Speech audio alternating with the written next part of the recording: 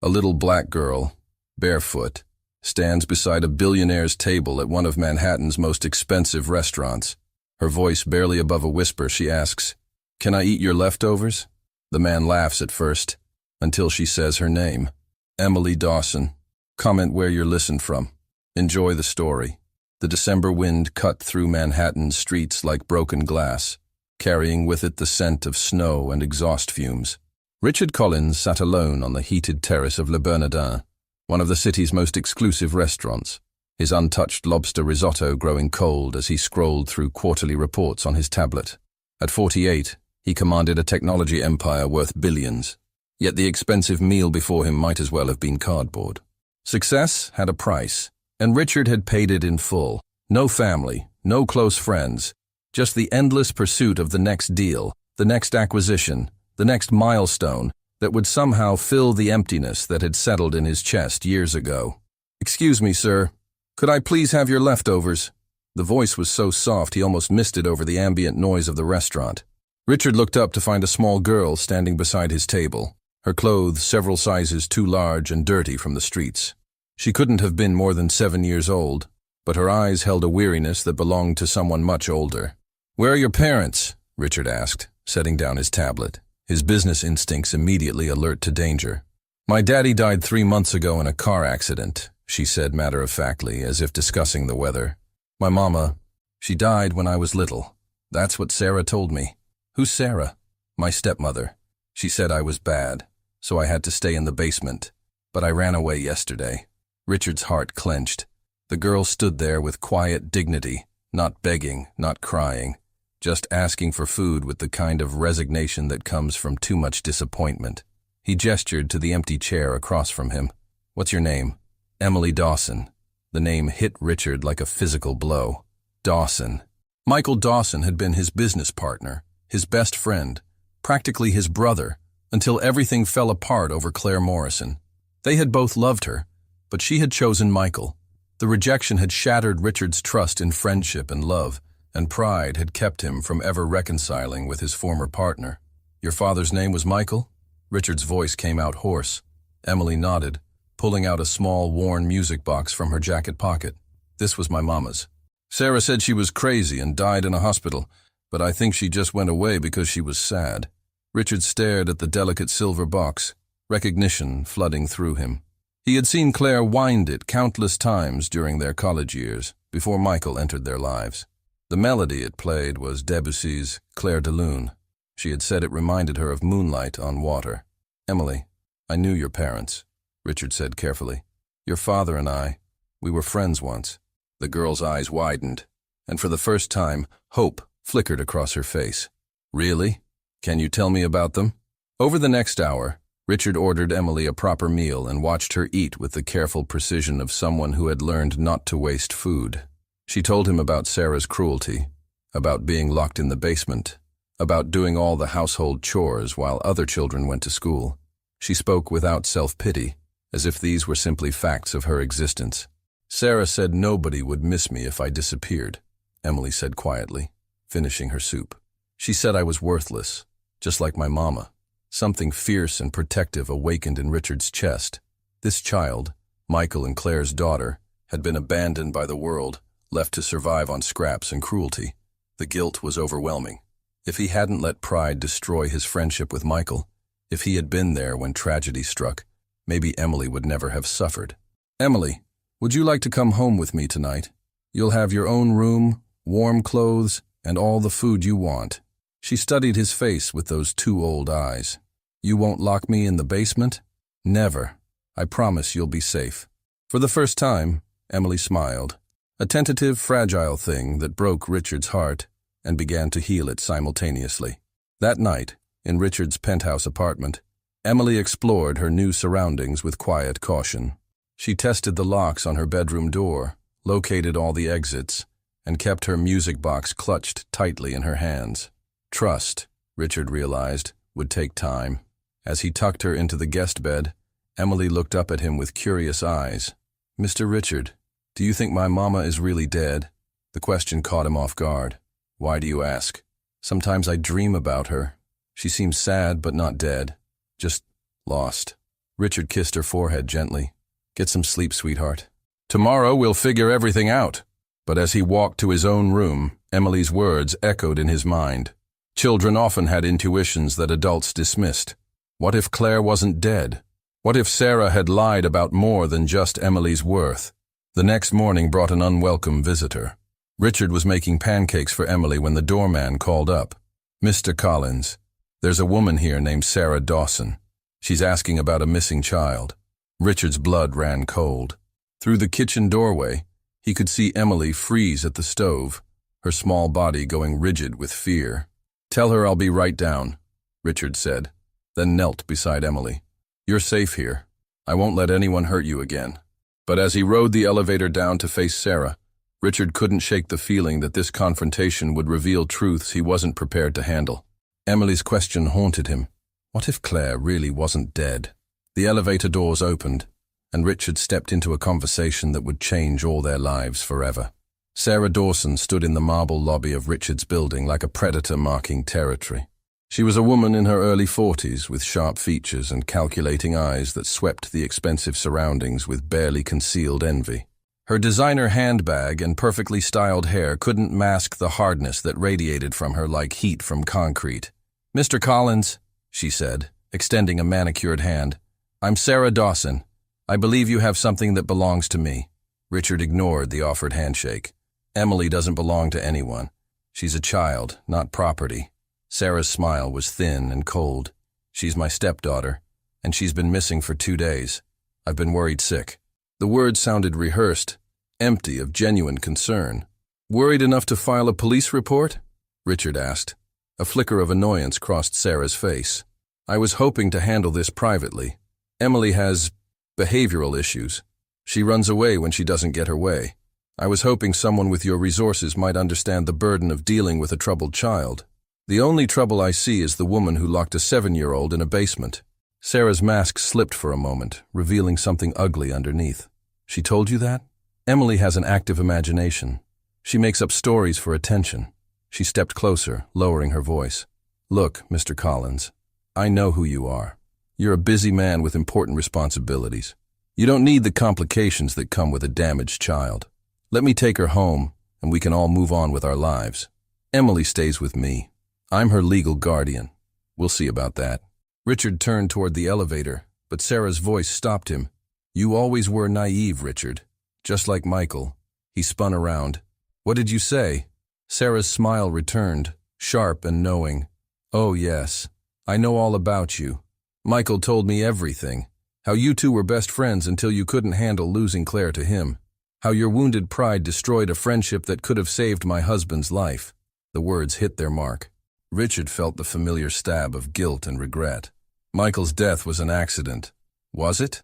Sarah tilted her head. A successful man doesn't usually drive off a cliff at midnight unless he's running from something. Or someone. What are you implying? I'm not implying anything. I'm telling you that Michael was deeply troubled in his final months. He'd started asking questions about Claire's death, digging into medical records, making phone calls to hospitals. He was becoming unstable. Richard's pulse quickened. What kind of questions? Sarah waved a dismissive hand. Paranoid delusions. He convinced himself that Claire hadn't really died, that somehow I was hiding something from him. It was heartbreaking to watch such a brilliant man lose his grip on reality. And Emily? Where was she while Michael was going through this? Safe at home with me, where she belongs. Sarah's voice hardened. I've raised that child since she was 3 years old. I've fed her, clothed her, kept a roof over her head. She's my daughter in every way that matters. By locking her in a basement, by setting boundaries. Emily is a difficult child, prone to lying, stealing, violent outbursts. She needs structure, discipline, something a wealthy bachelor wouldn't understand. Richard studied Sarah's face, seeing the cold calculation behind her words. Everything about her felt wrong. The rehearsed concern, the subtle threats, the way she spoke about Emily as a burden rather than a beloved child. If Emily is so troubled, Richard said carefully, why didn't you report her missing immediately? For the first time, Sarah hesitated. I thought she'd come home on her own. She always has before. Before? You mean this isn't the first time she's run away? Children test boundaries. It's normal. It's not normal for a 7-year-old to sleep on the streets because home feels more dangerous. Sarah's composure cracked. You don't know anything about raising children. You've been alone your entire adult life, hiding behind your money and your success. Emily needs a real family, not some guilt-ridden billionaire trying to play savior. The only thing Emily needs is to be safe and loved. Love? Sarah laughed, but there was no humor in it. Is that what you think this is? You see a pretty little girl with a tragic story and suddenly you're overcome with paternal instincts? How long do you think that will last when she wakes up screaming from nightmares, when she steals from you, when she lies about everything because trust was beaten out of her years ago? By whom? Richard's voice was dangerously quiet. Sarah realized her mistake immediately. I didn't mean, who beat the trust out of her, Sarah? No one. I misspoke. Emily wasn't beaten. She was disciplined. There's a difference. Show me the documentation of your legal guardianship. I don't have to show you anything. Then show me Claire's death certificate. The blood drained from Sarah's face. What? If Claire died when Emily was little, there should be a death certificate. Show it to me. I don't carry legal documents in my purse. No, but you should have copies at home. You should remember the date, the cause of death, the hospital. You should have some emotional reaction to discussing your husband's first wife, the mother of the child you claim to love. Sarah's hands clenched into fists. I don't have to listen to this. No, you don't. But Emily doesn't have to go anywhere with you either. Not without proper legal documentation and not without her consent. She's 7 years old. She doesn't get to consent. She gets to feel safe. And right now, you terrify her. Sarah's mask finally fell away completely, revealing raw anger. You think you can just waltz in and play hero? You think money solves everything? Emily's broken, Richard. She's been broken since the day her precious mother abandoned her. I'm the only family she has left, and deep down she knows it. Her mother didn't abandon her. You told Emily that Claire was dead, because she might as well be. The words exploded out of Sarah before she could stop them. She immediately tried to backtrack. I mean, she is dead. Of course she's dead. I just meant, what did you mean, Sarah? But Sarah was already backing toward the door. You'll regret this, Richard. That child will destroy your perfect life just like her mother destroyed mine. Some people are poison, and the Dawson women have always been toxic. She pushed through the revolving door and disappeared into the busy Manhattan street, leaving Richard standing in the lobby with his heart racing and his mind spinning. The elevator ride back to his apartment felt like it took forever. When he walked into the kitchen, he found Emily exactly where he'd left her, standing frozen by the stove with the spatula still in her hand. Is she gone? Emily whispered. Yes, sweetheart, she's gone. Emily's small shoulders sagged with relief, but her eyes remained wary. Will she come back? I won't let her hurt you again. Emily nodded, but didn't seem entirely convinced. Mr. Richard, what Sarah said about my mama, it's not true, is it? What do you mean? Sarah always said Mama was crazy, and that's why she died. But Sarah says lots of things that aren't true. Emily turned to face him, and Richard was struck again by the wisdom in her young eyes. I think my mama might still be alive somewhere. The simple statement hit Richard like a thunderbolt. Out of the mouths of babes came truths that adults were too cynical to see. Sarah's defensive behavior, her slip-ups during their conversation, Michael's supposed paranoia in his final months. What if it all pointed to something much darker than a tragic accident? Emily, do you remember anything about your mother? Anything at all? Emily pulled out her music box and wound it carefully. The delicate melody of Claire de Lune filled the kitchen, and Richard felt tears prick his eyes as memories of Claire flooded back. I remember her singing, Emily said softly, and I remember her crying. She used to hold me and cry, but she tried to hide it. Then one day, Sarah said she was gone forever, and I couldn't ask questions about her anymore. How old were you when that happened? 3, maybe 4. It was before Daddy died. Richard's mind raced. If Claire had died when Emily was that young, why would Michael have been asking questions about her death just before his own accident? Why would Sarah react so strongly to requests for documentation? And why did Emily have such vivid memories of a mother who was supposedly dead? Emily, I want you to know that no matter what happens, you're safe now. But I need to ask you something important. Would you be brave enough to help me find out the truth about your mother? Emily's grip tightened on the music box, but her voice was steady. If it means Sarah can't take me back, I'll be brave. As Richard looked at this remarkable little girl, orphaned, abused, abandoned, yet still willing to fight for truth, he felt something shift inside his chest. For the first time in years, he had a purpose beyond profit margins and stock prices.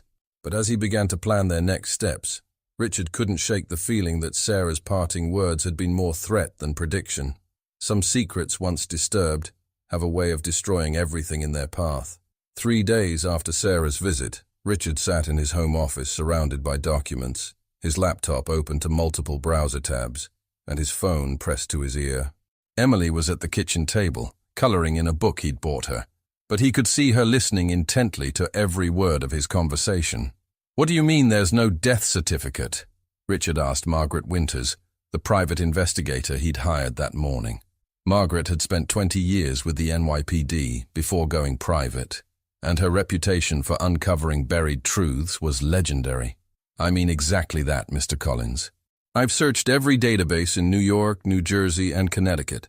Claire Morrison Dawson has no official death certificate on file anywhere. What I did find was a missing persons report filed by Sarah Dawson 7 years ago, claiming Claire had suffered a complete mental breakdown and wandered away from a psychiatric facility." Richard's blood ran cold. "What psychiatric facility?" "That's where it gets interesting. According to the report, Claire was a patient at Willowbrook Mental Health Center upstate. But when I called Willowbrook, they have no record of anyone named Claire Dawson or Claire Morrison ever being admitted. Could she have been admitted under a different name? Possible, but unlikely without proper documentation. However, I did discover something else. 3 weeks before Claire supposedly disappeared, Sarah Dawson applied for legal guardianship of Emily, citing the mother's mental incapacity. Richard set down his pen, his hand shaking slightly. She was already planning to take Emily before Claire disappeared. It gets worse. I found Michael Dawson's phone records from the month before his death. He made 17 calls to various psychiatric hospitals throughout New York State. He also contacted 3 different private investigators. He was looking for Claire, and according to the last investigator he spoke with, a guy named Tony Ricci, Michael had become convinced that his wife was being held somewhere against her will. Ricci told me Michael was talking about fraudulent commitment papers and forged medical records. Richard glanced toward the kitchen where Emily was carefully coloring inside the lines of a butterfly, her small tongue poking out in concentration. Such normalcy in the midst of such darkness. "Margaret, I need you to expand your search. Check every mental health facility within a 500-mile radius. Look for Jane Does, unidentified patients, anyone who might match Claire's description." "Already started. I'll have something for you by tomorrow afternoon." After hanging up, Richard walked to the kitchen and sat down beside Emily. She looked up from her coloring book, her eyes bright with the intelligence that still amazed him. "Did you find out something about Mama?" she asked quietly. Richard had decided from the beginning to be honest with Emily, within age-appropriate limits. She'd lived with lies and secrets for too long. "We're getting closer to the truth," he said carefully. "But Emily, I need to ask you something important. Do you remember anything about the day your mother went away? Anything at all?" Emily set down her crayon and closed her eyes, as if trying to peer through the fog of childhood memory. "I remember crying, and Sarah was there. But she wasn't Sarah yet. She was just Daddy's friend. She kept saying Mama was sick and needed to go to a hospital to get better. Do you remember your father being upset? Daddy cried too. But later, when I asked when Mama was coming home, Sarah said she was never coming home because she was too sick. Then she said Mama died and we couldn't talk about her anymore because it made Daddy too sad." Richard felt a surge of anger so intense it surprised him. Sarah had systematically erased Claire from her own daughter's life, feeding a grieving child lies about her mother's death. "Emily, would you recognize your mother if you saw her now?" Emily's eyes lit up with hope. "I think so. Sometimes I dream about her, and she looks older but still like the pictures." She paused, then added with heartbreaking certainty, "I would know her voice. Mama used to sing to me every night." That evening, after Emily had gone to bed, Richard made a decision that would have seemed impossible just a week earlier. He called his assistant and cleared his schedule for the next month, delegating his most urgent responsibilities to his vice presidents. For the first time in his adult life, something was more important than work. The next afternoon, Margaret called with news that made Richard's heart race. "I found her," Margaret said without preamble. Riverside Mental Health Institute, about 3 hours north of the city. They have a patient named Jane Doe who was admitted 7 years ago under suspicious circumstances. The admission papers were signed by a Dr. Helena Voss. But here's the thing. Dr. Voss died 6 months before the papers were signed. Richard gripped the phone tighter. Forged documents. Gets better. The patient matches Claire's physical description exactly, and according to the staff member I spoke with, she's been asking about her daughter for years. They've been keeping her heavily sedated because she becomes agitated when she talks about Emily. My God, there's more. The monthly bills for her care have been paid by a trust fund administered by Sarah Dawson. She's been paying to keep Claire locked up and drugged. Richard felt sick. The scope of Sarah's deception was staggering. She had essentially buried Claire alive, stolen her daughter, and then murdered her husband when he got too close to the truth. Margaret, I need you to contact the authorities. This is kidnapping, fraud, and who knows what else. Already done. Detective Rodriguez with the state police is meeting us there tomorrow morning. But Richard, there's something else you need to know. Sarah Dawson has been making inquiries about you. She hired a private security firm to conduct surveillance on your building. She's watching Emily. More than that, according to my source, she's been asking about custody laws, parental rights, and ways to prove you're an unfit guardian. She's planning something. Richard looked toward Emily's bedroom, where a soft light glowed under the door. The child was probably reading one of the books he'd bought her, finally safe enough to lose herself in stories instead of constantly watching for danger. How long do we have? Hard to say, but I'd recommend moving fast. Once word gets out that we've found Claire, Sarah will know the game is up. Desperate people do desperate things. After hanging up, Richard sat in his living room staring out at the city lights, his mind spinning with plans and contingencies. Tomorrow, they would drive to Riverside and hopefully reunite Emily with her mother. But first, he had to tell Emily what they'd discovered. He found her in her bedroom, sitting on the floor with photo albums spread around her. She'd been looking through the pictures he'd shown her of Claire from their college days, the only photos he still had of her. Emily, I have something important to tell you. She looked up, and Richard saw hope and fear warring in her expression. You found her? We think so. Tomorrow, we're going to drive to a hospital where your mother might be staying. But Emily, I need you to be prepared. If it is your mother, she's been sick for a long time, and she might not be exactly like you remember. Emily nodded solemnly. Will she know me? I think so, sweetheart. I think she's been waiting for you. Emily stood up and threw her arms around Richard's waist, hugging him tightly. Thank you for not giving up on her. As Richard held this brave little girl, he felt the weight of responsibility settling on his shoulders. Tomorrow would bring answers, but it would also bring danger. Sarah had killed once to protect her secrets, and Richard had no doubt she would kill again. But as Emily pulled back and looked up at him with complete trust, Richard knew that some risks were worth taking. This child had already lost too much to lies and cruelty. It was time for the truth, whatever the cost. Mr. Richard. Emily's voice was small in the quiet room. Yes? If we find Mama tomorrow, will we still be a family? All three of us? The question caught Richard off guard. Somewhere in the past week, without realizing it, he had begun to think of Emily as his daughter, of their small unit as a family worth protecting. The idea of losing her now was unbearable. Yes, Emily, no matter what happens, we'll be a family. But even as he made the promise, Richard couldn't shake the feeling that Sarah was closer than they realized, and that their time was running out faster than they knew. The morning drive to Riverside Mental Health Institute stretched through rolling hills painted in autumn colors, but Richard barely noticed the scenery. Emily sat in the passenger seat, clutching her music box and staring out the window with a mixture of excitement and terror that broke his heart. What if she doesn't remember me? Emily asked for the third time since they'd left Manhattan. She'll remember you, Richard assured her, though his own stomach churned with anxiety. 7 years of forced medication and isolation could have devastating effects on the mind. What if Claire was too damaged to recognize her own daughter? Detective Rodriguez had met them at a rest stop an hour outside the city. A tall, serious woman with kind eyes who immediately put Emily at ease by asking about her music box. Now she followed behind them in an unmarked police car, along with Margaret and a team from Child Protective Services. The Riverside facility looked more like a fortress than a hospital, with high walls and small barred windows. As they pulled into the parking lot, Richard felt Emily tense beside him. "It looks scary," she whispered. "We're going to bring your mother out of here," Richard promised, taking her small hand in his. "Whatever happens in there, we're going to make sure she's safe." Dr. Patricia Wells, the facility's current director, met them in the sterile lobby. She was a woman in her 60s with silver hair and the weary expression of someone who had seen too much human suffering. "I have to tell you, the patient we believe is Claire Dawson has been heavily medicated for years," Dr. Wells explained as they walked down endless corridors lined with institutional green paint. According to her file, she was admitted with severe psychotic episodes and violent tendencies, but frankly, those symptoms never matched what we observed.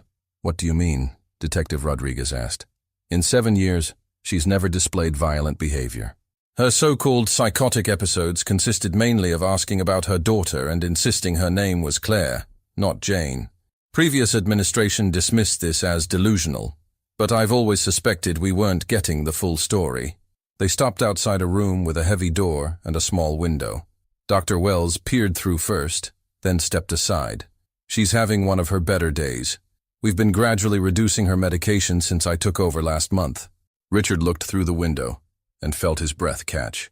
The woman sitting by the window was unmistakably Claire, though 7 years of captivity had taken their toll. She was thinner than he remembered, her once lustrous brown hair now streaked with premature gray, but her profile was achingly familiar.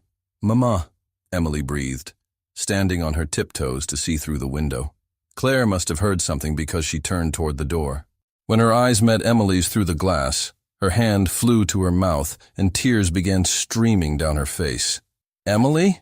Her voice was muffled by the door, but the desperate hope in it was unmistakable. Dr. Wells quickly unlocked the door, and Emily ran into the room without hesitation.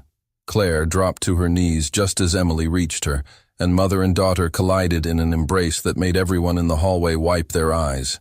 "My baby girl," Claire sobbed, holding Emily as if she might disappear. "I knew you were alive. I knew you would find me. I never forgot you, Mama," Emily whispered, her face buried in her mother's shoulder. "I kept your music box safe." With shaking hands, Emily pulled out the silver music box and wound it. The delicate notes of Claire de Lune filled the small room, and Claire's sobs intensified. "I thought I'd never hear that song again," she managed between tears. "They told me you were dead, Emily. They said Sarah had legal custody and that you didn't want to see me anymore." Richard stepped into the room, and Claire looked up at him with shock and recognition. "Richard, how did you—" "I don't understand. It's a long story," Richard said gently, kneeling beside them. "But Emily found me, and we found you. Sarah lied about everything." Over the next hour, as Detective Rodriguez took detailed statements and Dr. Wells reviewed Claire's medical files, the full scope of Sarah's deception became clear. The forged commitment papers, the false medical records, the systematic drugging to keep Claire compliant. It was a conspiracy that had destroyed a family and stolen 7 years of their lives. "Sarah visited me once," Claire revealed, her arm still wrapped protectively around Emily. "About 6 months after I was brought here.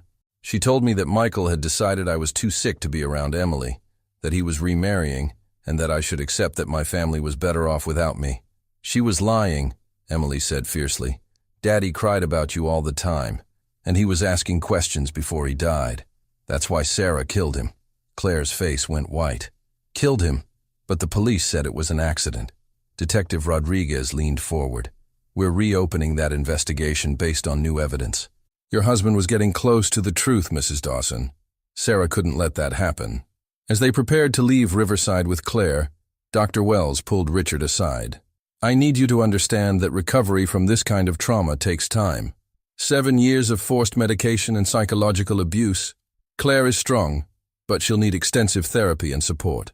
She'll have whatever she needs," Richard assured her. But as they walked toward the exit, Richard's phone rang.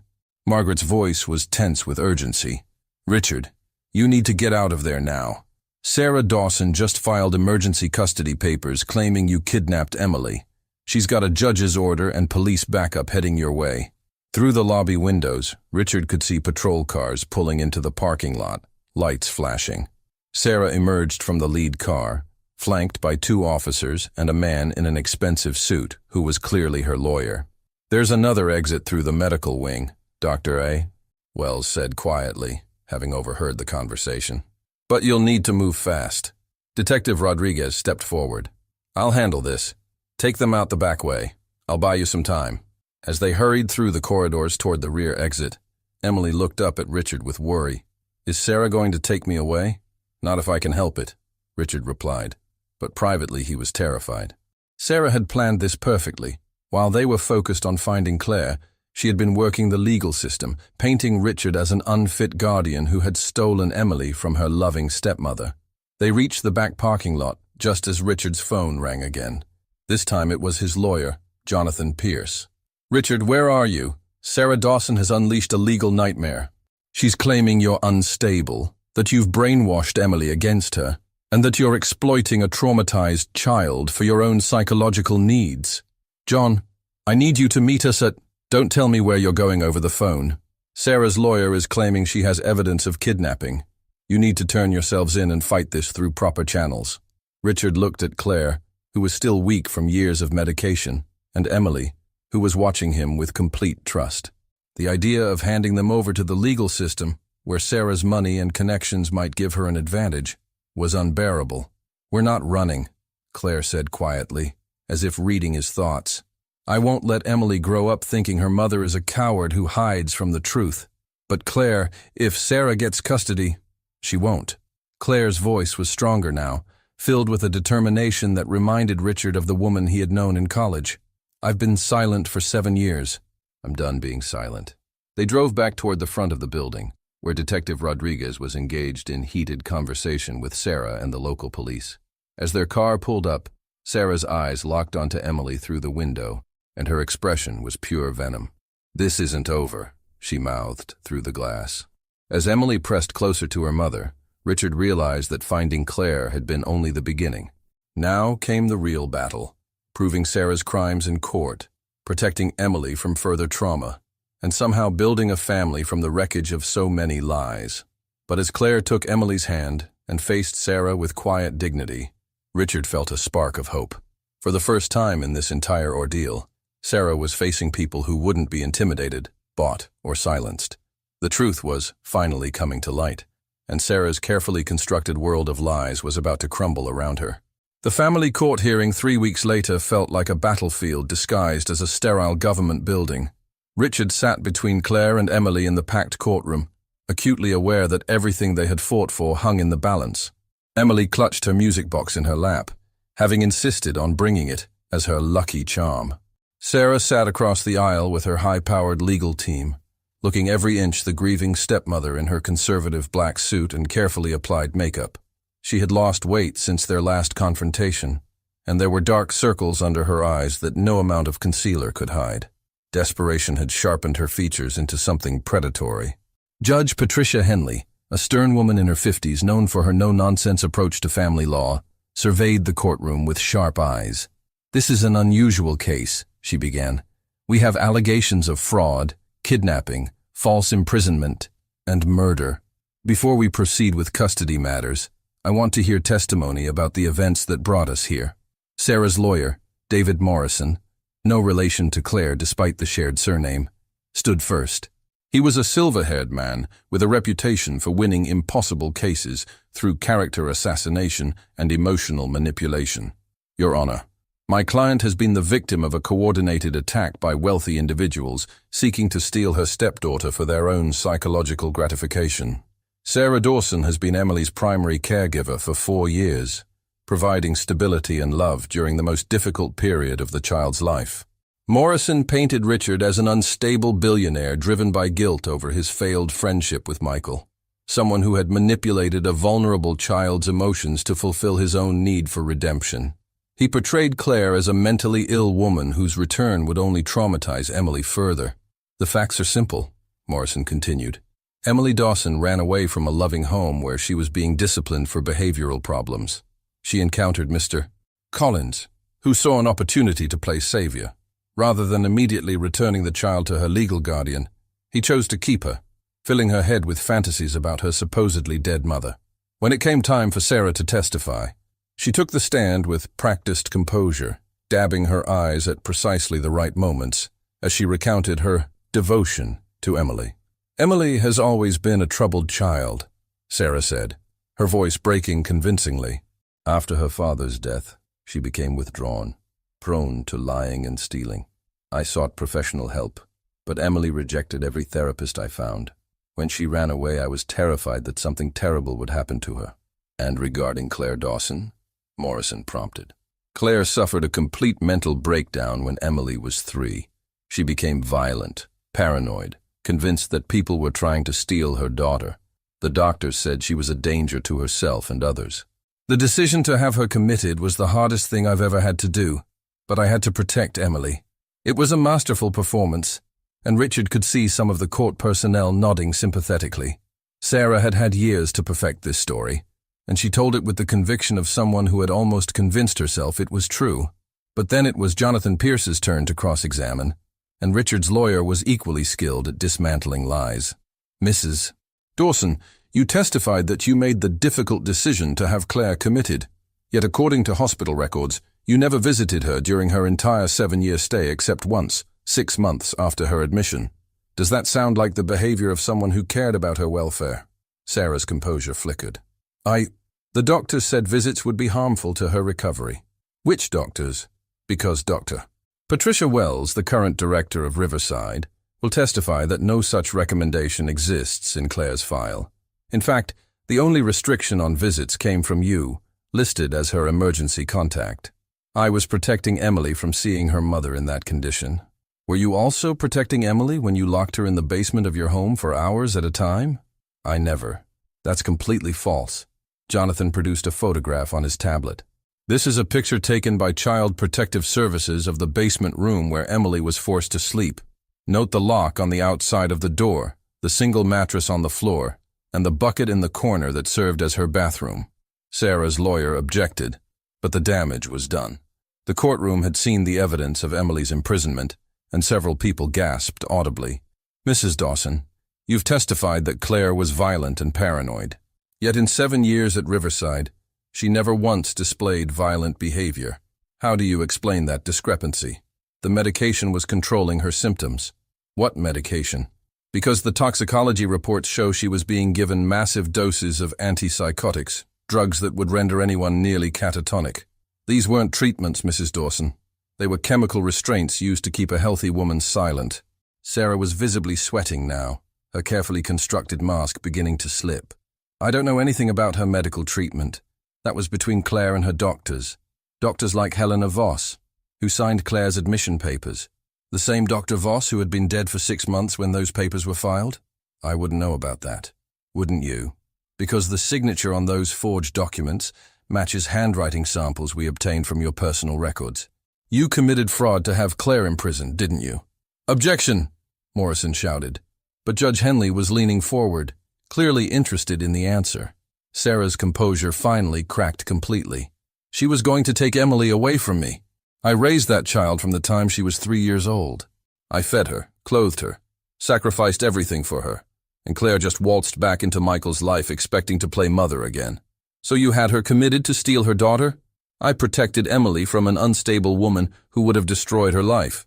And when Michael started asking questions about his wife's disappearance, you killed him too, didn't you? The courtroom erupted in chaos. Morrison was on his feet shouting objections, Sarah was screaming denials, and Judge Henley was banging her gavel for order. But Richard was watching Emily, who had gone very still beside him. When order was finally restored, Judge Henley addressed Sarah directly. Mrs. Dawson, I'm going to ask you a direct question, and I want a direct answer. Did you cause the death of Michael Dawson? Sarah looked around the courtroom like a trapped animal. Her lawyer was whispering urgently in her ear, but she seemed not to hear him. Finally, she looked directly at Emily, and something in the child's steady gaze seemed to break the last of her defenses. Michael was going to find her, Sarah whispered. He hired investigators, made phone calls, asked too many questions. He was going to take Emily away from me and give her back to that woman who didn't deserve to be a mother. So you killed him. It was supposed to look like an accident. His brakes were old. The road was dangerous at night. I loosened them a little. I never meant for it to be so violent. The confession hung in the air like a physical presence. Sarah seemed to realize what she had said, because she immediately started backtracking. But it was too late. Detective Rodriguez, who had been sitting in the back of the courtroom, was already standing to make an arrest. As the bailiffs moved toward Sarah, she looked desperately at Emily one last time. "I loved you," she said, tears streaming down her face. "Everything I did was because I loved you." Emily stood up in her chair, still clutching her music box, and looked at the woman who had terrorized her for years with a clarity that was heartbreaking in its simplicity. "Love doesn't hurt people," Emily said quietly. "Love doesn't lie. Love doesn't lock little girls in basements." Sarah collapsed then, sobbing as the handcuffs clicked around her wrists. As she was led away, she kept repeating, "I loved her. I loved her." But the words sounded hollow, even to her own ears. Judge Henley adjourned the hearing, but not before making a preliminary ruling that sent Emily home with Claire and Richard. The formal custody arrangements would be worked out later, but for now, Emily was exactly where she belonged. As they left the courthouse, Emily slipped her small hands into both Claire's and Richard's, creating a chain of connection that felt unbreakable. "Is it over?" Emily asked, looking up at them with eyes that had seen too much but still held hope. "The scary part is over," Claire assured her. "Now we get to figure out how to be a real family." But as they walked toward Richard's car, none of them noticed the figure watching from across the street, a man in a dark coat who had been taking notes throughout the trial. Sarah might be gone, but her lawyer was already planning an appeal, and there were still battles to be fought. The war for Emily's future was far from over. 6 months later, Richard stood in the kitchen of their new home in Westchester, watching Claire teach Emily how to make pancakes from scratch. Sunlight streamed through the large windows, casting everything in a golden glow that seemed to symbolize how much their lives had changed. The house was smaller than his Manhattan penthouse, but infinitely warmer, filled with the sounds of laughter and the kind of comfortable chaos that comes with being a real family. "Dad, you're burning the bacon," Emily called out, using the title she had started calling him a month ago. The first time she had said it, Richard had nearly cried. "Sorry, sweetheart," he said, quickly flipping the strips. "I was distracted by how beautiful you two look when you're concentrating." Claire smiled at him over Emily's head, and Richard felt that familiar flutter in his chest. Their relationship had been one of the most surprising developments of the past 6 months. What had started as shared concern for Emily had slowly blossomed into something deeper, built on mutual respect, shared history, and the kind of love that comes from truly knowing someone's heart. They had taken things slowly, both for Emily's sake and because Claire needed time to heal from her ordeal. 7 years of forced medication and isolation had left scars, but with therapy and the support of her new family, she was becoming stronger every day. "Mama, tell Dad about the parent-teacher conference," Emily said, carefully pouring batter onto the griddle. "Mrs. Patterson says Emily is reading at a 5th grade level," Claire announced proudly. "She's been recommending her for the gifted program." "That's my brilliant girl," Richard said, ruffling Emily's hair. "What do you think? Interested in some extra challenges?" Emily considered this seriously, as she did everything. At 8 years old now, she had a gravity that sometimes worried her parents, but her therapist assured them it was normal for children who had experienced trauma. The important thing was that she was learning to be a child again, playing with friends, asking for bedtime stories, occasionally throwing small tantrums about cleaning her room. "I think I'd like that," Emily decided. "But only if it doesn't mean less time with you and Mama." "Never," Claire assured her, wrapping her arms around Emily from behind. "We're not going anywhere." The kitchen fell into comfortable silence as they finished preparing breakfast, but Richard could sense the slight tension in Claire's shoulders. Today marked exactly 6 months since Sarah's conviction, and the appeals process was finally coming to an end. Sarah had been sentenced to 25 years to life for the murder of Michael Dawson, with additional charges for fraud, kidnapping, and child abuse. Her lawyer had fought hard for an appeal, claiming temporary insanity and attempting to portray Sarah as a victim of her own obsessive love for Emily. But the evidence was overwhelming, and 3 separate psychiatric evaluations had confirmed that Sarah was fully aware of her actions. The final appeal hearing was scheduled for this afternoon, and while Richard's lawyer assured them it was just a formality, none of them would feel completely safe until it was over. "Are you nervous about today?" Richard asked Claire quietly as Emily went to wash her hands. "A little," Claire admitted. "I know it's irrational, but part of me is still afraid she'll find a way to hurt us again." Richard took her hands in his, feeling the slight tremor in her fingers. Sarah can't hurt us anymore. She's going to spend the rest of her life in prison, and we have legal custody of Emily. We're safe. I know. It's just, for 7 years she controlled every aspect of my life. It's hard to believe that kind of power can just disappear. Emily returned from washing her hands and immediately sensed the shift in mood. She had developed an almost supernatural ability to read the emotional temperature of any room, another lasting effect of her traumatic childhood. "Are you worried about the bad lady?" she asked, climbing onto Claire's lap. "A little bit," Claire admitted.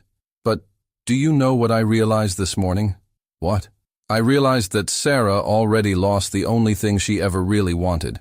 She wanted a family, but she didn't understand that families are built on love and trust, not fear and control. She could never have what we have, no matter how hard she tried to steal it." Emily nodded solemnly, then brightened. "And besides, if she ever got out of prison, I'd protect you. I'm getting pretty strong from all those swimming lessons Dad signed me up for." Both Richard and Claire laughed, and the tension in the room dissipated like morning fog. That afternoon, they sat in the same courthouse where Sarah had been convicted, but this time the proceedings were mercifully brief. The appellate court upheld the conviction unanimously, noting that the evidence of premeditated murder was overwhelming and disturbing. Sarah's final legal avenue had been exhausted. As they walked out of the courthouse for what they hoped would be the last time, Emily skipped between her parents, holding both their hands. "Can we get ice cream to celebrate?" she asked. "I think that's an excellent idea," Richard agreed. "Can we get the kind with the little rainbow sprinkles?"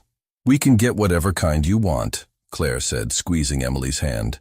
They found a small ice cream parlor downtown, and as they sat in a corner booth sharing sundaes and watching Emily carefully arrange her rainbow sprinkles in patterns, Richard reflected on how much their lives had changed. "I have something to tell you both," he said, suddenly feeling nervous despite having rehearsed this moment for weeks. Both Claire and Emily looked at him expectantly. "I've been thinking a lot about our family, and about what I want for our future." He reached into his jacket pocket and pulled out a small velvet box, setting it carefully on the table between them. Claire's eyes widened, but it was Emily who spoke first. "Is that what I think it is?" she asked, her spoon frozen halfway to her mouth. "Well, that depends on what you think it is," Richard said, his heart pounding. "It's a ring for Mama so you can get married and we can be a real family forever," Emily said matter-of-factly. "Would you like that?" Richard asked her. Emily considered this with her usual seriousness. "Will you promise to always take care of Mama?" "I promise." "And will you promise to never lie to us or hurt us?" "I promise that too." "And will you promise to always make pancakes on Sunday mornings?" "Emily," Claire laughed, tears streaming down her face. "It's an important question, Mama." "Dad makes really good pancakes." "I promise to always make Sunday pancakes," Richard said solemnly. Emily nodded, satisfied. "Then yes, I would like that very much." Richard turned to Claire, who was openly crying now. "Claire Morrison Dawson, will you marry me? Will you let me be Emily's father and your husband? Will you let me spend the rest of my life making up for all the time we lost?" "Yes," Claire whispered, then louder. "Yes, yes, yes."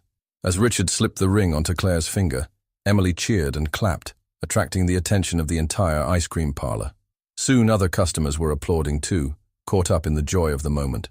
Later that evening, as they sat on the couch in their living room, Emily curled up between her parents with a book, Richard felt a sense of completion he had never experienced before. For years, he had measured success in dollars and acquisitions, but sitting here with his family, he understood that true wealth could never be counted in a bank account. "Dad," Emily said, looking up from her book, "do you think Sarah ever really loved me?" The question caught both adults off guard. It was the first time Emily had asked about Sarah since the trial. "I think she loved the idea of you," Richard said carefully. "But real love means wanting what's best for the person you love, even if it's not what's best for you. Sarah loved how you made her feel, but she didn't love you enough to let you be happy." Emily nodded thoughtfully. "I feel sorry for her."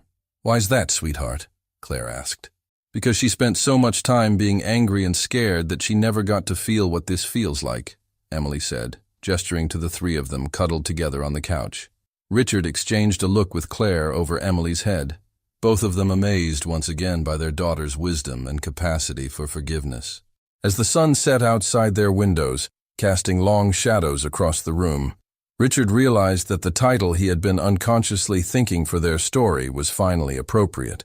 The shadows that had haunted all their lives for so long were finally fading, replaced by the warm light of love, truth, and second chances. They were no longer broken people held together by shared trauma.